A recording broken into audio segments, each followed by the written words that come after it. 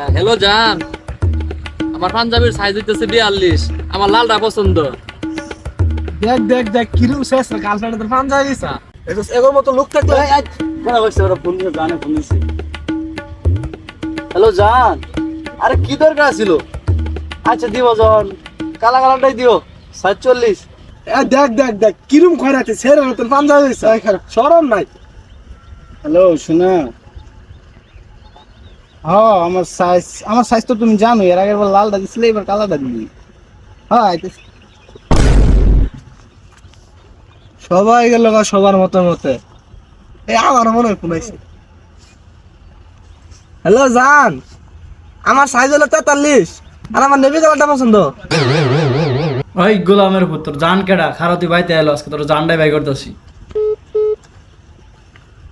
আমার তো কোনো জানি না।